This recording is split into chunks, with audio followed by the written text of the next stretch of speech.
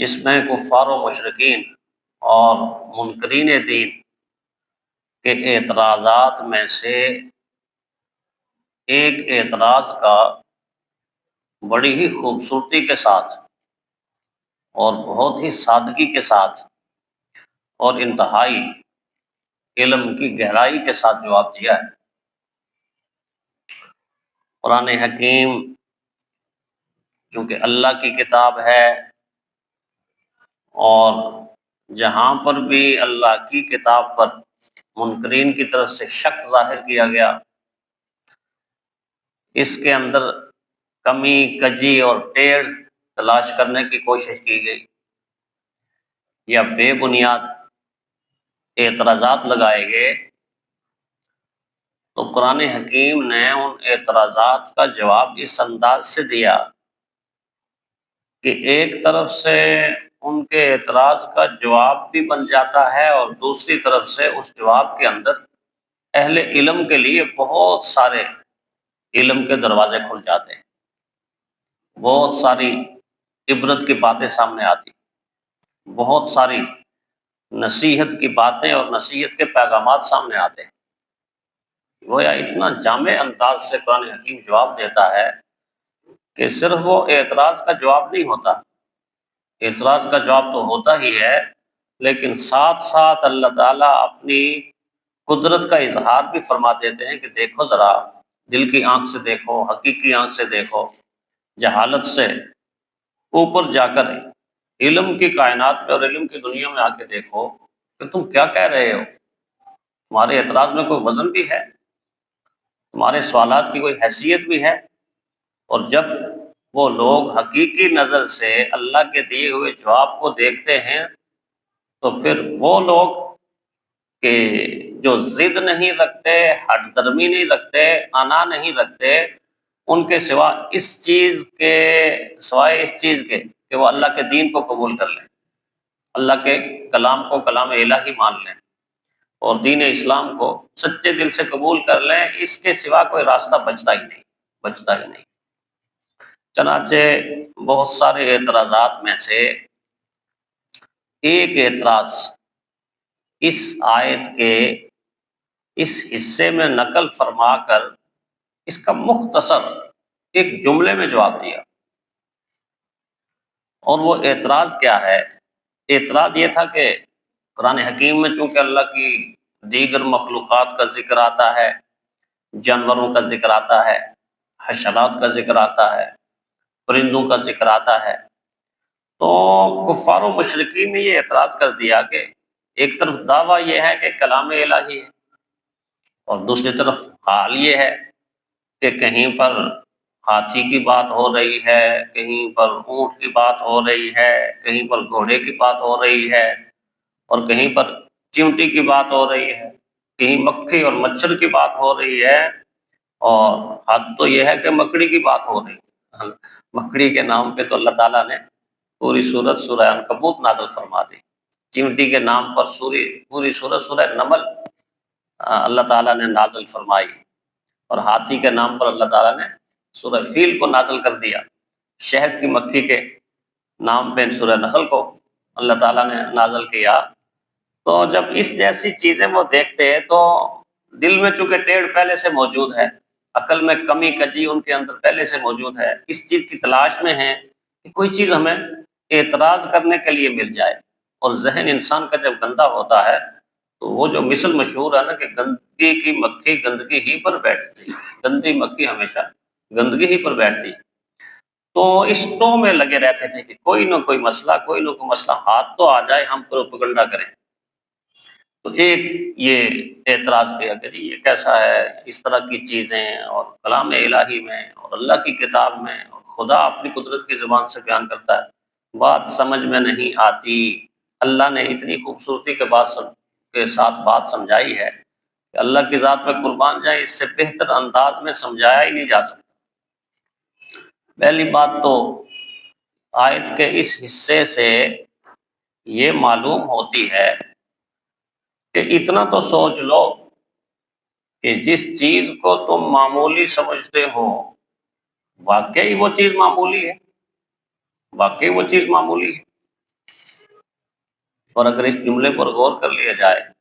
اور دیکھا جائے اور جانچا جائے اور پرکھا جائے کہ جن چیزوں کو ہم دنیا کے اندر معمولی سمجھتے ہیں وہ واقعی معمولی چیزیں ہیں،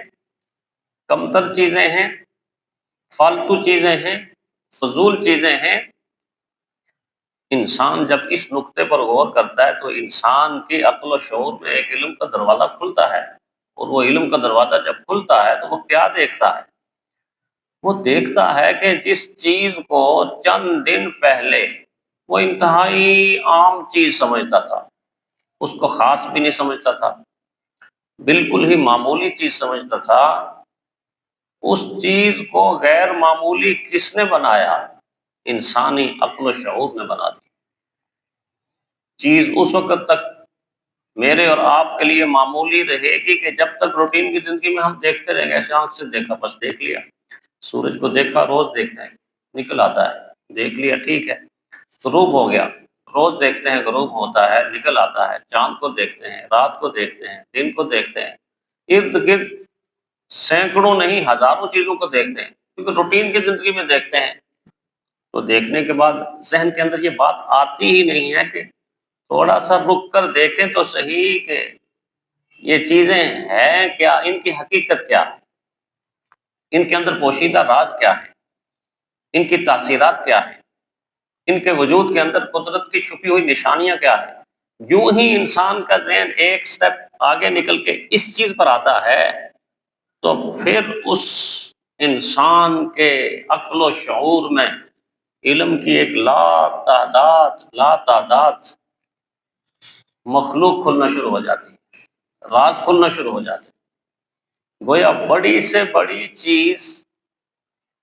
اس وقت تک معمولی رہتی ہے کہ جب تک ہم اس پر غور نہیں کرتے، توجہ نہیں کرتے، اس پر تحقیق نہیں کرتے، اس پر ریسرچ نہیں کرتے، اور جو ہی تحقیق شروع کرتے ہیں، توجہ شروع کرتے ہیں تو اتنی غیر معمولی ہوتی ہے کہ تعجب خیز بن جاتی ہے۔ بلکہ جو جو انسان آگے بڑھتا ہے،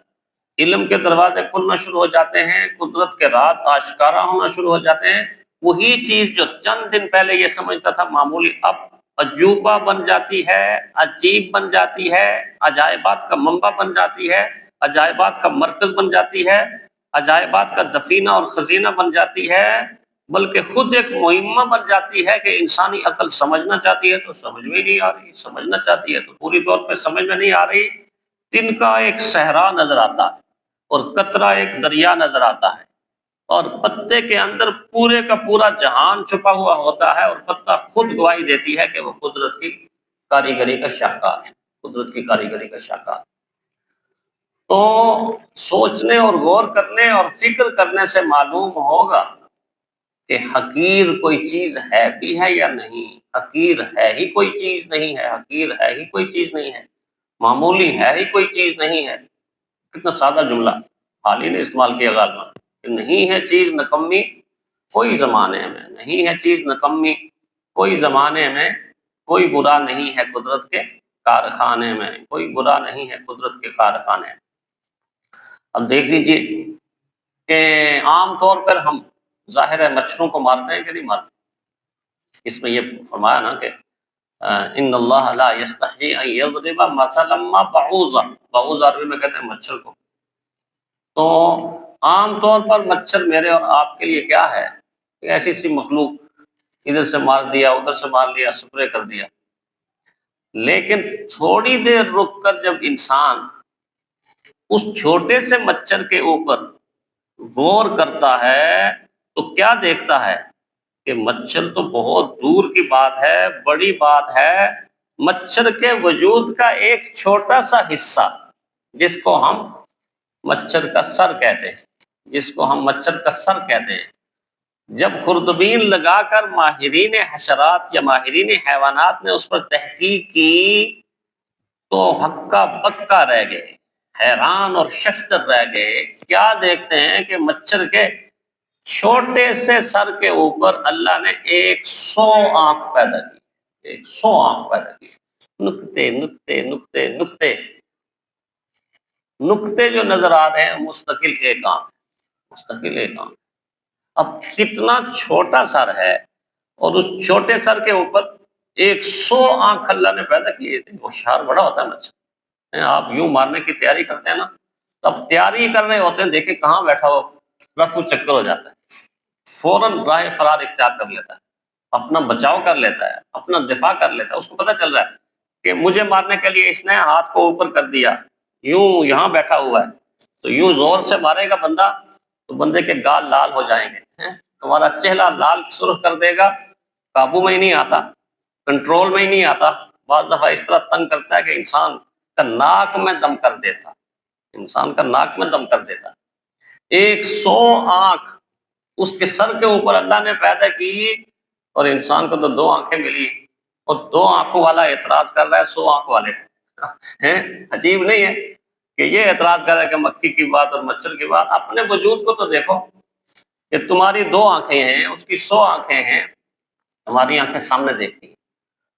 وہ ہر طرف سے دیکھتا ہے. تمہاری آنکھیں روشنی اور اجالے میں دیکھتی ہیں، وہ رات کی تاریکی میں بھی دیکھتی. اندھیری رات ہو، کمرے میں سوئے ہوئے ہیں، تو مچھر جب آ جاتے ہیں، کبھی ٹانگ ادھر کر رہے ہیں، کبھی ادھر کر رہے ہیں، کبھی یوں کر رہے ہیں، کبھی مچھردانی اس کا استعمال کر رہے ہیں کہ اس سے بچ جائیں، اس سے بچ جائیں، تو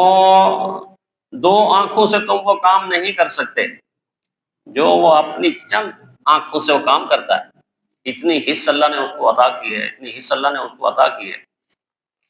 کہ اس حس کی وجہ سے اپنا کام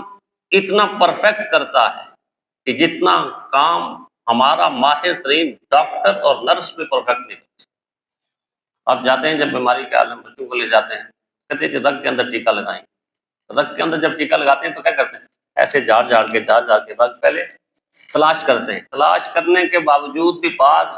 انٹرینڈ نرس بیٹیاں ایسی ہوتی ہیں کہ ٹیکا رگ کے بجائے گوشت کے اندر گھسیٹ دیتی ہیں. ہوتا ہے کہ نہیں ہوتا ہے؟ جان بوجھ کے تو نہیں کرتی. یعنی انسان کو دیکھیں کہ رگ تلاش کرنے کے لیے اس کو پہلے محنت کرنی پڑتی ہے، پھر رگ تلاش کرتا ہے، پھر جا کے اس کے اندر ٹیکا لگاتا ہے. لیکن کیا کہنے ہیں مچھر کے، مچھر کو رگ تلاش کرنے میں 1 سیکنڈ بھی نہیں لگتا، 1 سیکنڈ بھی نہیں لگتا. ادھر سے آیا، ادھر سے بیٹھا، آدھے سیکنڈ کے اندر اپنی سرنج کو انجیکٹ کر کے رگ کے اندر اتارتا ہے، اور رگ کے اندر اتارنے کے بعد فوراً اپنے منہ سے لیسدار مادہ اس انسان کے جسم کے اندر داخل کرتا ہے. اور داخل اس لیے کرتا ہے کہ اگر وہ اپنی وہ سرنج نکال لے تو انسان کے خون کے اندر یہ بھی ہے کہ فوراً جامد ہو جاتا ہے، جم جاتا ہے. جب خون جم جائے گا تو اس کی پیاس پوری نہیں ہوگی، وہ خون پی نہیں سکے گا. لہٰذا سب سے پہلا انسان وہ یہ کرتا ہے کہ رگ کے اندر انجیکشن لگا کے، اپنی وہ سوئی لگا کے لیسدار مادہ خارج کر کے خون کو رواں دواں کرتا ہے. اور پھر آہستہ آہستہ کرتے کرتے اپنا پورا کام کر کے سرنج بھر کے تو اڑ جاتا ہے. یہ معمولی چیز ہے، یہ تو معمولی چیز. اور اس اعتبار سے اگر دیکھا جائے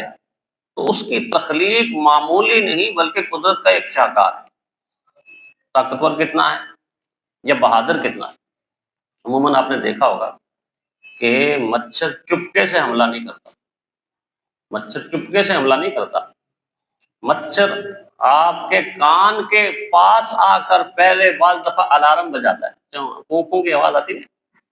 آواز لگاتا ہے اور اپنے ہونے کا احساس دلاتا ہے کہ میں آ گیا ہوں، میں آ گیا ہوں. تو اس کا مطلب یہ ہے کہ اس کے اندر بہادری بھی موجود ہے. چپکے سے چھپ کر حملہ نہیں کرتا بلکہ بتاتا ہے کہ میں آ گیا ہوں، میں ڈراؤن ہوں، میں ہیلی کاپٹر ہوں، آ گیا ہوں، میں نے اپنا کام کرنا ہے. اور آ کر اعلان کر کے تو اپنا کام تمام کرتا ہے. ایک اور زاویے سے دیکھا جائے تو اللہ تعالیٰ دراصل یہ بھی بتانا چاہتے ہیں کہ مچھر اور اس سے اوپر جو چیز ہے، تمہیں پتہ نہیں کہ تم سے پہلے کسی کے ساتھ مچھر نے کیا حشر کیا. دنیا کا اتنا بڑا فرعون، اتنا بڑا فرعون جس کو دنیا نمرود کے نام سے جانتی تھی، نمرود کے نام سے جانتی تھی، تو ایک مچھر، وہ مچھر بھی جس کی ایک ٹانگ کٹی ہوئی. ایک ٹانگ کیسے کٹی؟ جب یہاں آیا نا پھونکوں کی تو بیٹھ گیا، تو بیٹھتے ہی نمرود نے یوں کیا، ایسے کیا، ایسے کیا تو ٹانگ تو نیچے ہو گئی، مچھر بچ گیا. لنگڑا مچھر، ٹانگ سے معذور مچھر سرک کے ناک کے اندر چلا گیا. جب ناک کے اندر چلا گیا تو کیا ادم مچایا اس نے، اتنا ادم جا کے دماغ کے اندر مچا دیا، اوپر جا کے مچا دیا کہ نمرود جیسا اتنا بڑا فرعون اور طاقتور انسان جس نے جنت بنائی تھی، وہ انسان ہل کے رہ گیا، ایسے تڑپتا تھا جیسے مچھلی تڑپتی۔ جو آتا تھا پہلے اس کو یہ کہتا تھا پہلے 2-3 جوتیاں میرے سر میں مارو، تو جوتیاں مارتے تھے اور مارنے کے بعد کچھ نہ کچھ مچھر اندر سے ٹھہر جاتا تھا تو پھر اس کو سکون ملتا تھا۔ اللہ تعالیٰ نے اتنے بڑے فرعون نمرود کو ایک لنگڑے مچھر کے ذریعے کتنا کمزور اور حقیر کر کے بتایا ہے کہ جس کو تم حقیر سمجھتے ہو، معمولی سمجھتے ہو، یہ بڑے بڑے فرعونوں کی ناک میں دم کر کے رکھ دیتا۔ اور اسی طرح آپ دیکھ لیجئے نا، یہ جو پیچھے مچھر پھیلا تھا اور آپ بھی موجود، جس کو کیا کہتے ہیں ڈینگی مچھر۔ ڈینگی مچھر کے زمانے میں ہم نے دیکھا کہ 6-6 5-5 فٹ کے کڑیل نوجوان بھرپور جوانی کے ساتھ، لیکن ایک چھوٹا سا انجیکشن لگایا ہے ڈینگی مچھر نے، تو وہ ڈاکٹر کے پاس جب چل کے آ رہے تھے نا تو قدم ٹک نہیں رہے تھے، ادھر ادھر، ابھی گرے ابھی گرے ابھی گرے، یوں گر گئے تو بس بے بس۔ اور اگر پلیٹلیٹس نیچے سے نیچے ہونا شروع ہو گئے، زیرو کی طرف آنا شروع ہو گئے، تو بس پسینے چھوٹ پڑے، اب گیا اب گیا اب گیا۔ تو یہ کوئی معمولی چیز ہے؟ کوئی بھی چیز اللہ تعالیٰ نے معمولی دنیا کے اندر بنائی ہی نہیں۔ اس لیے اللہ تعالیٰ نے پہلے حصے میں یہ بتایا کہ تم اس کو کیسے معمولی سمجھتے ہو، یہ غیر معمولی ہے۔ اور اللہ تعالیٰ کی ذات ایسی ہے کہ اس کو کسی کی مثال دینے میں آر کوئی نہیں۔ اللہ کوئی اس چیز سے پرواہ نہیں کرتا کہ لوگ کیا کہیں گے، دنیا کیا کہے گی، فلاں کیا کہے۔ یہ انسان کا خاصہ ہے، انسان بیچارہ کمزور ہے تو وہ کئی نیکیوں کو اس وجہ سے چھوڑ، لوگ کیا کہیں گے، شلوار تھوڑی سی اوپر کر لی، ٹخنے ننگے ہو گئے تو لوگ کیا کہیں گے۔ یہ بھی عجیب زمانہ آ گیا کہ مردوں کی پینٹ زمین کے اوپر گھسٹ گھسٹ کر چل رہی اور خواتین کے پائجامے پنڈلی سے اوپر چلے گئے۔ تو اللہ تعالیٰ ان باتوں کو نہیں دیکھتا جن باتوں کا انسان دیکھتا ہے کہ لوگ کیا کہیں گے۔ اللہ کے ہاں یہ چیز ہے ہی نہیں ہے، اللہ کو اس کی پرواہ ہی نہیں، کوئی کچھ کہتا رہے۔ تو پہلے حصے کے اندر یہ بات ہے ان اللہ لا یستحیی ان یضرب مثلا ما بعوضۃ، اللہ تعالیٰ کو اس کی کوئی پرواہ نہیں، اللہ تعالیٰ اس سے نہیں شرماتے کہ کوئی بیان کرے مثال، خواہ وہ مچھر ہی کی کیوں نہ ہو، فما فوقہا کے 2 معنی ہو سکتے ہیں۔ ایک معنی یہ ہو سکتا ہے کہ مچھر سے کچھ اوپر والی مخلوق،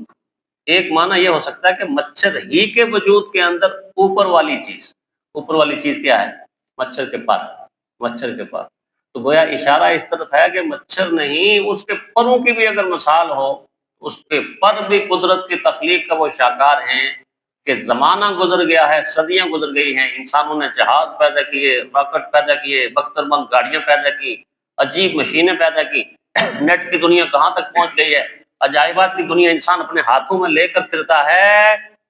لیکن مچھر کا وہ پر جو قدرت نے تخلیق کیا ہے اس جیسا پر پیدا نہیں کر سکتا، مچھر کے پر جیسا پر پیدا نہیں کر سکتا۔ وہ انسان آج ہواؤں میں اڑ رہا ہے اور دریاؤں میں تیر کر جا رہا ہے، بڑے بڑے جہاز بنائے، سب کچھ بنانے کے باوجود قدرت کی تخلیق کے برابر کوئی تخلیق نہیں ہو سکتی۔ ہم دانت لگواتے ہیں تو دانتوں والا ڈاکٹر کہتا ہے یار جو اللہ نے پیدا کیے تھے نا، اب وہ بات نہیں رہی۔ ہم آنکھیں بنواتے ہیں لیکن ڈاکٹر صاحب کہتے ہیں نہیں یار، جو اللہ نے آنکھ پیدا کی تھی نا، اب اس کا متبادل دنیا کے اندر نہیں مل سکتا۔ بس یہی ہے کہ ساری دنیا سائنس کی بلندیوں اور عروج پر کیوں نہ چلی جائے، لیکن ایک طرف سے کمزور اتنی ہے کہ وہ مچھر کا پر بنا نہیں سکتی، تخلیق نہیں کر سکتی۔ تو جو مچھر کا پر بنا نہیں سکتا، اس کی شایان شان ہے کہ وہ مچھر پہ اعتراض کرے، وہ ایسی مثال پہ اعتراض کرے کہ جی اس طرح کی مثال کیوں آ گئی ہے۔ اس طرح کی مثالیں اس لیے دیتے ہیں کہ علم کے دروازے کھل جائیں، تمہیں کائنات کے حقائق معلوم،